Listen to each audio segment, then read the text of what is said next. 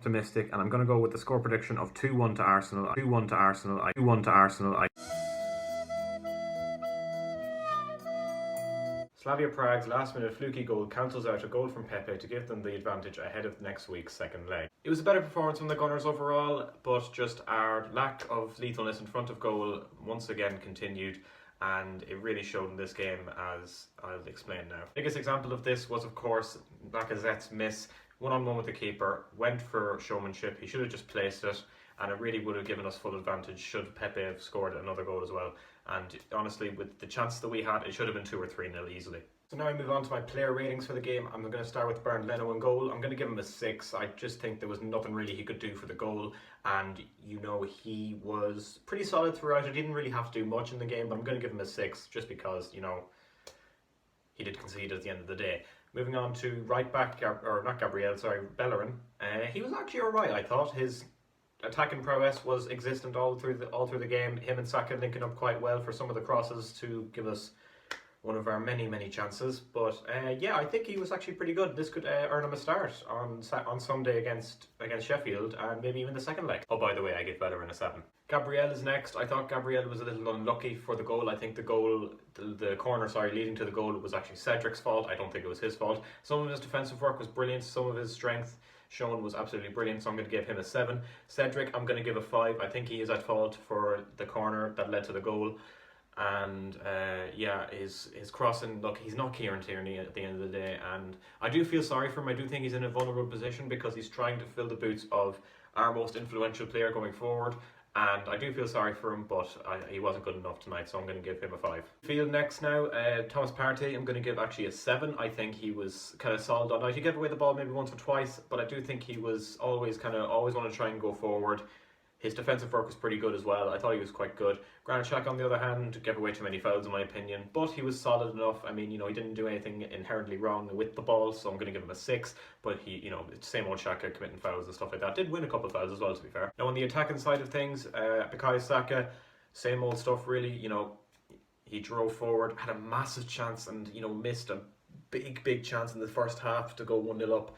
I did feel sorry for him, but it was actually quite hard to open up his body and get that angle right, so I do sympathise with him, but overall he was pretty good, so I'm going to give him a 7. Moving on to Emile Smith-Rowe, this was actually one of his worst performances for Arsenal. I know but he just set a high standard for himself, and I do think this is probably one of his worst performances, and I give him a 6 because, again, he was average enough, and just it was one of his worst performances. Willian, I thought, didn't do much. He was non-existent really. I mean, Smith-Rowe was the only one making the runs down the left. Him and Cedric, of course. So Willian, I think, was non-existent in the game until he came off with about 20 minutes to go.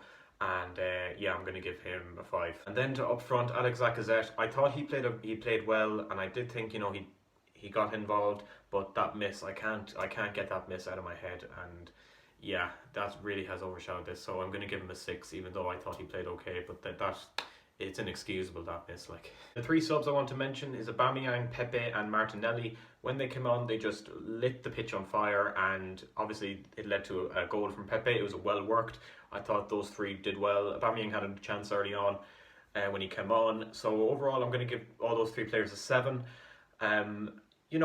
At the end of the day, it wasn't a bad performance from Arsenal, but it's just left a damn taste in their mouths because of the utter dodginess and the utter flukiness of the Slavia Prague goal. And I can guarantee you that if this was a win, the media would be all over Arteta. Great performance, good game management, not losing, clean sheet at home, great. Arteta's fantastic. But now we are looking at the fact that it's a draw, it's practically a loss. Everyone's saying Arteta out, Arteta's terrible, Arteta's terrible. Unacceptable! Arteta isn't the problem. The reality is Arsenal have a bang average squad with some quality players in there. I think we have quality, right? We do have quality, but there's just too many average players in that team. I mean, I'm looking at Cedric, I'm looking at Rob Holding, Granit Xhaka, Willian, Lacazette even to an extent. That's just the starting 11, and there was plenty of it on the bench. In the bench as well. And Arteta needs to be backed. He's a good manager and he has great ideas, but he can't implement them because he doesn't have the squad for it. And this has been the case in most clubs. I mean, look at Liverpool. Jurgen Klopp came in and they were happy finishing ninth, at ninth at Christmas, because he didn't have the squad. They invested in him, they got behind him, and now he has a world-class team. Same with Guardiola. Guardiola came in, wasn't great, got money, plenty of it, and now he's world-class. Same with Chelsea. Now Chelsea, it's reverse psychology. They got a good squad with Frank Lampard. Lampard wasn't a good manager. They brought Tuchel in. Tuchel's now showing this team to be world-class. I mean, what I'm trying to say is Arteta isn't the problem here, and Arsenal have a good manager, but they have an average squad, and they need to invest in this team. The board need to get behind, Arteta, and they need to invest, but I don't see it happening, unfortunately. So I think it's going to be an unfair dismissal if we don't win the Europa League for Mikel Arteta, and no one will want to come to us. No manager will want to come to Arsenal. Okay, so picture this. We sack Arteta tomorrow. Some fans will be happy, yay, great, overjoyed. What message does that send potential other managers? So the managers who are out, they will see that Arteta sacked before his first full season is over. First full season at the club, and he's gone. Now, what message does that send? Okay, so if we can't implement the changes, if we can't change the culture of a club in 12 months, we're gone. It's a negative message. I'm not saying that Arteta shouldn't be blamed at all. Yes, he should have some of the blame with our recent form, because at the end of the day, he's the coach. But we don't have the squad. We don't have the squad, and that's the reality check that Arsenal fans need to have now.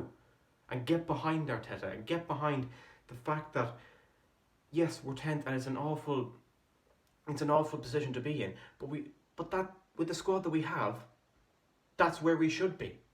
I'm getting too excited about this, Jesus Christ.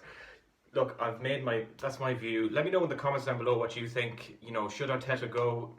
I don't think he should. I just think that if we sack another manager, we put ourselves in another hole, and realistically, if we bring in another manager, new ideas, everything else, it's just going to overload the players, and maybe even potential new players that will come in, and we could even finish lower next season because I think Arteta, as I said, Arteta has good ideas, but he doesn't have a good enough squad at the moment. But that's my view. Thank you very much for watching. My name is Niall from Gunning for Glory. Bye-bye for now.